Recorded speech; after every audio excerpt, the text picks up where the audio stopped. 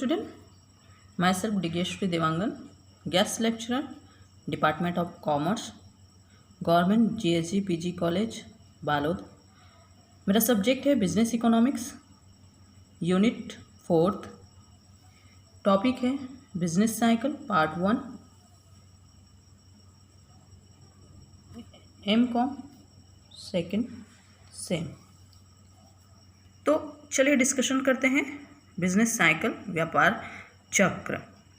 तो सबसे पहले हम इसका एक इंट्रोडक्शन देख लेते हैं कि क्या होता है बिजनेस साइकिल।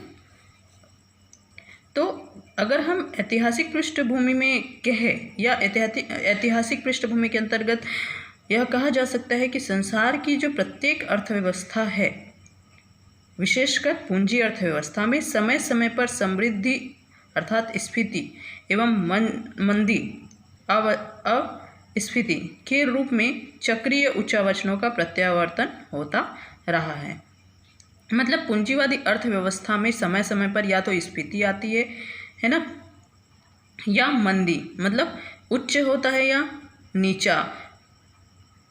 तो जो है ये चक्रीय परिवर्तन चलता रहता है, उच्चावचन का जो प्रत्यावर्तन है वो होता रहता है। आर्थिक विकास प्रक्रिया एक सहज प्रक्रिया नहीं होती है, वरन विनियोग, उत्पादन, रोजगार, उपभोग जैसी आर्थिक क्रियाओं से जो है सामयिक उतार चढ़ाव की संभावना से इनकार नहीं किया जा सकता है।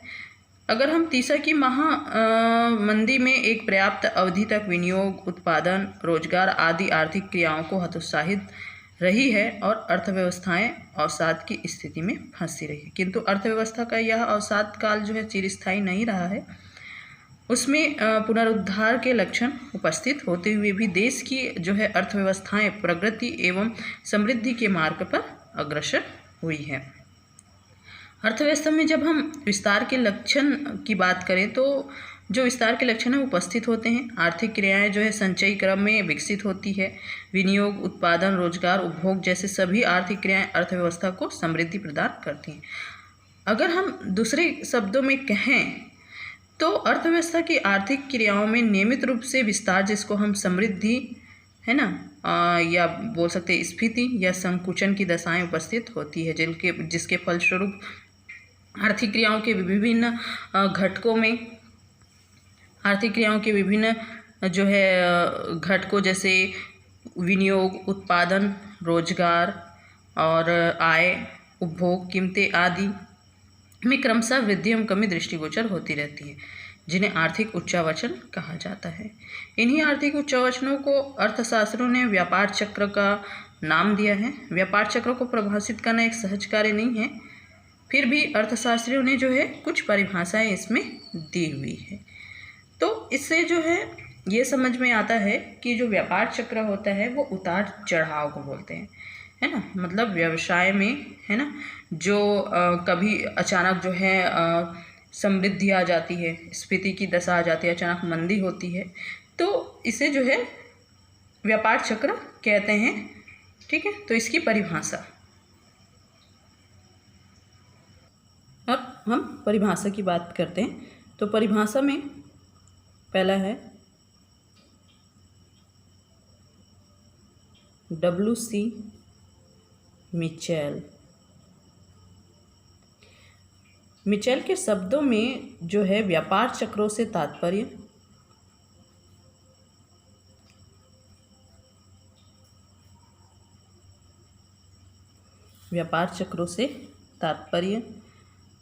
संगठित समुदायों की आर्थिक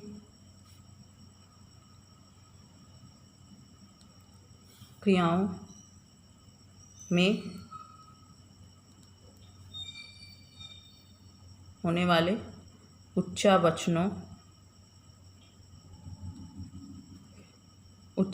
की श्रृंखला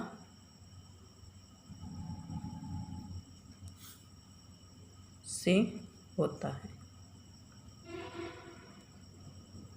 मतलब जो संगठित समुदाय है उसकी जो आर्थिक क्रियाएं हैं उसमें जो उतार चढ़ाव होते हैं, उच्चावचन जो होते हैं, ठीक है, जो उच्चावचनों में चक्रीय जो प्रत्यावर्तन होता रहता है, जैसे कभी स्फीति आती है, कभी मंदी आ जाती है, तो उसको व्यापार चक्र कहते हैं।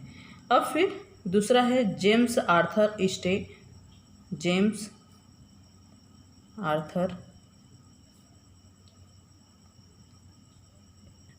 स्टे के शब्दों में उन्होंने कहा है कि चक्रीय उच्चावचनों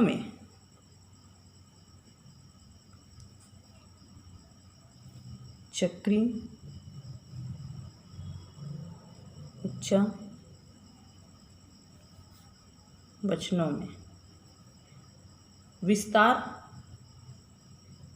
एवं संकुचन की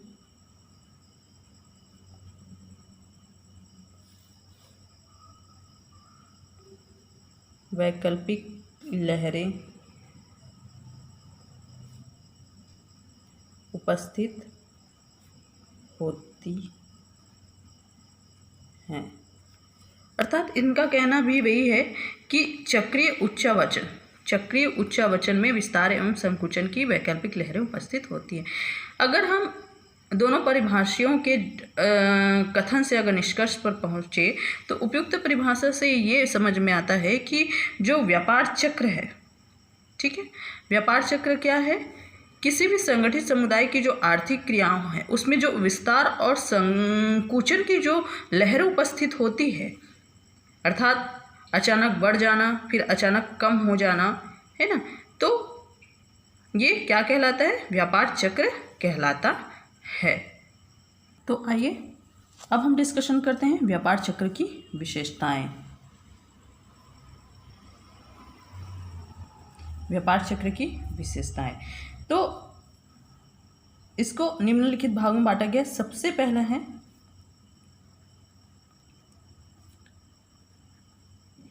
व्यापार चक्र का मार्ग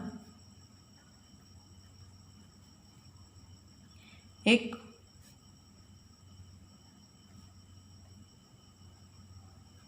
उतार चढ़ाव वाली लहर के समान होता है। पहली विशेषता है कि व्यापार चक्र का जो मार्ग है वो एक उतार चढ़ाव वाली लहर के समान होता है। अर्थात कहने का तात्पर्य यह है कि जिसमें आर्थिक क्रियाओं का क्रमशः विस्तार, मतलब समृद्धि या मंदी निरंतर रूप में उपस्थित होता है ना, उसे क्या कहा जाता है कि व्यापार चक्र का मार्ग क्या है? एक उतार चढ़ाव वाली लहरें के समान होती है। दूसरा है व्यापार चक्र के आर्थिक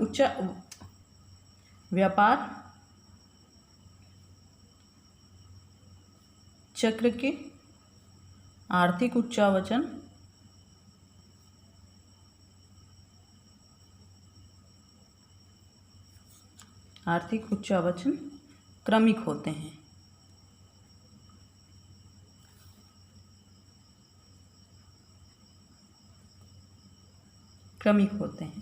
अर्थात कहने का तात्पर्य है कि जब अवसाद यानी डिप्रेशंस के समय क्या होता है?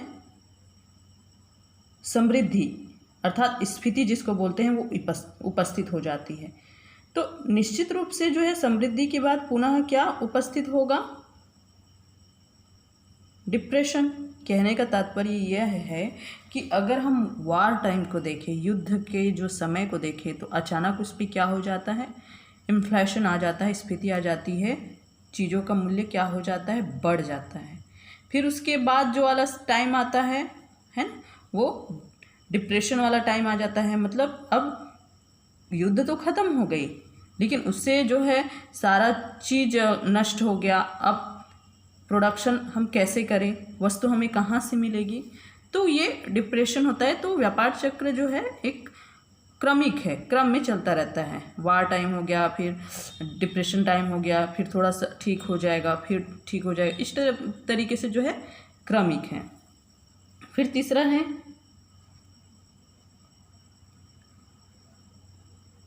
व्यापार चक्र के उच्चावचनों की समय अवधि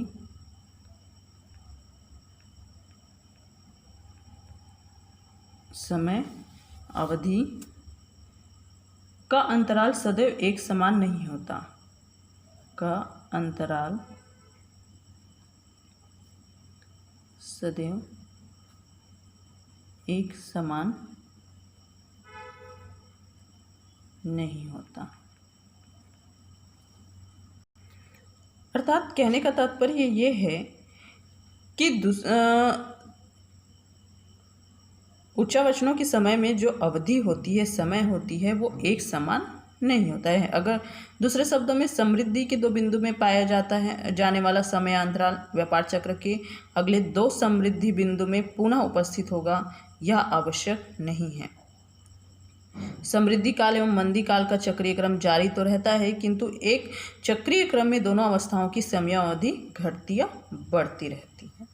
मतलब जो समय है वो एक समान नहीं रहता है कि जैसे मंदी हो गया 5 साल तो अब जो है स्फीति भी 5 साल रहेगी, ऐसा नहीं है। वो जो उसकी समयावधि है वो एक समान नहीं होती है, अलग अलग होती है। अब है नेक्स्ट,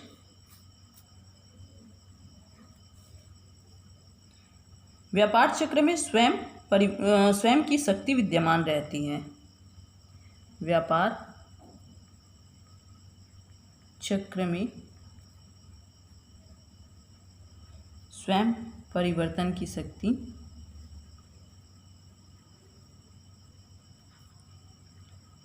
विद्यमान रहती है।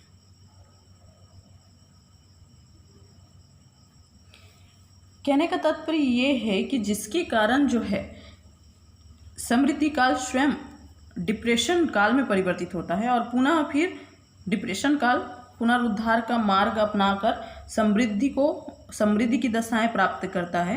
व्यापार चक्र की इस परिवर्तन की शक्ति के कारण ही समृद्धि एवं मंदी का जो है स्वतः पोषित चक्रीय क्रम चलता रहता है। छठवां है व्यापार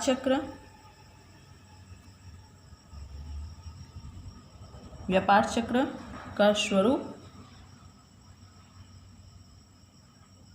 सक्रमिक होता है।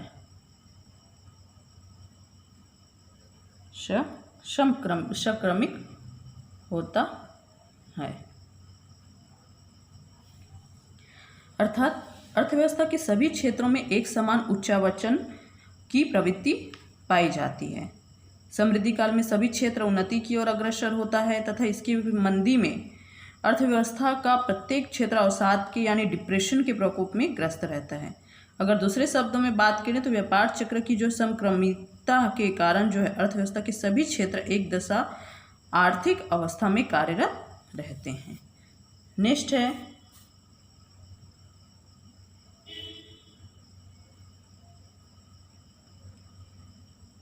व्यापार चक्र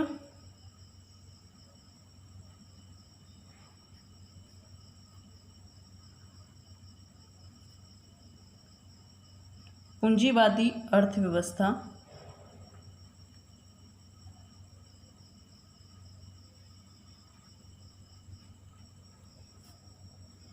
का एक अभिन्न अंग है।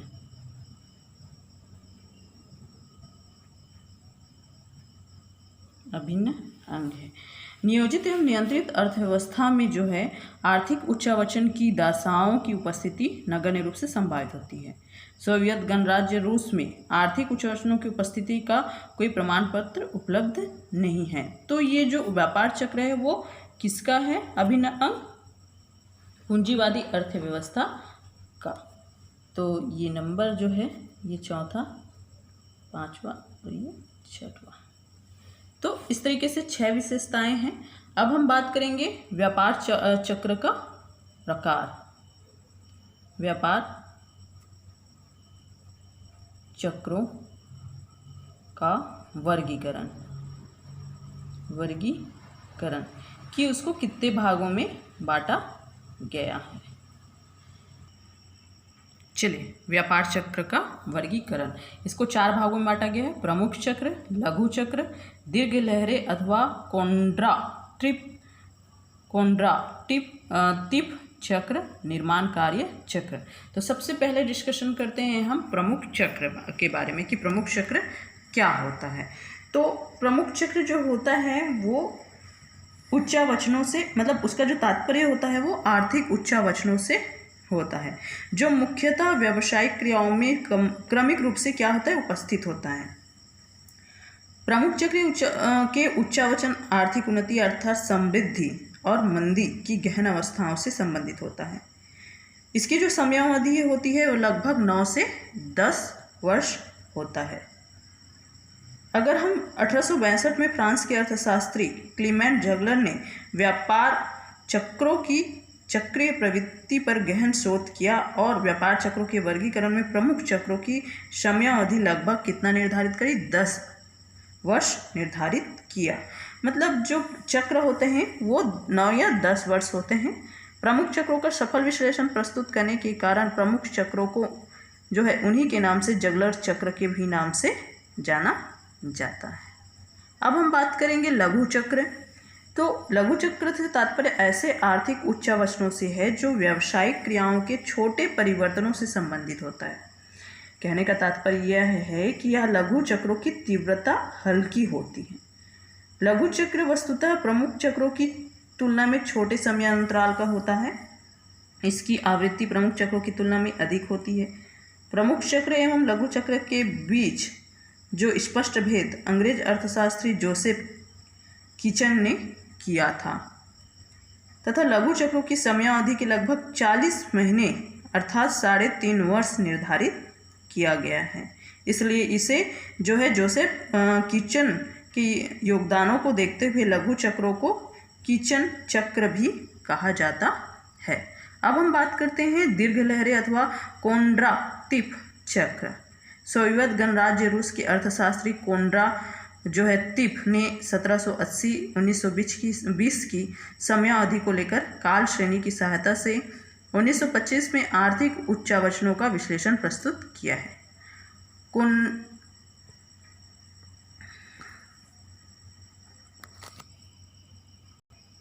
अगर हम कोंड्राटिप की बात करें, यानी उनके अनुसार व्यापारिक क्रिया में दीर्घ अवधि वाली तरंगें एवं लहरें उपस्थित होती है, जिनकी जो अवधि होती है वो 50 वर्ष या उसके आसपास होती है। एक दीर्घ लहरें में अनेक जो है प्रमुख चक्र होते हैं एवं अनेक प्रमुख चक्रों में अनेक क्या होते हैं, लघु चक्र होते हैं। मतलब ये जो है क्रम बढ़ता जा रहा है। देखिए, सबसे पहले प्रमुख चक्र जो कि 9 से 10 वर्ष की होती है। लघु चक्र जो कि क्या है, 40 महीने अर्थात 3.5 वर्ष का होता है। दीर्घ लहरें लगभग कितने वर्ष का होता है, 50 वर्ष का होता है। तो इसमें कहा गया है कि जो दीर्घ लहरें हैं उसके अंतर्गत बहुत सारे प्रमुख चक्र होते हैं। फिर उसके बाद प्रमुख चक्रों के अंदर क्या होते हैं, लघु चक्र सम्मिलित होते हैं। तो कोंड्राटिप द्वारा प्रस्तुत दीर्घ लहर की व्याख्या को दृष्टिगत रखते हुए दीर्घ लहर को कोंड्राटिप चक्र के नाम से भी जाना जाता है। अब है निर्माण कार्य चक्र। तो निर्माण कार्य चक्र ये चक्र होता है वो निर्माण कार्यों से संबंधित होता है। इन चक्रों की अवधि जो है 15 से 20 वर्ष तक निर्धारित की जाती है। तो ये है व्यापार चक्र का वर्गीकरण, जो कि मूलतः जो है 4 भागों में आपको बांटा गया हुआ है।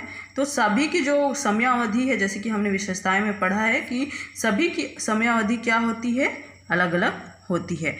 जिस प्रकार प्रमुख चक्र का जो है अलग है, लघु चक्र का अलग है, दीर्घ लहरें का चक्र अलग है, निर्माण जो कार्य चक्र है उसका जो है समयावधि अलग है। इसमें सबसे ज़्यादा समयावधि है दीर्घ लहरें जो चक्र है उसका।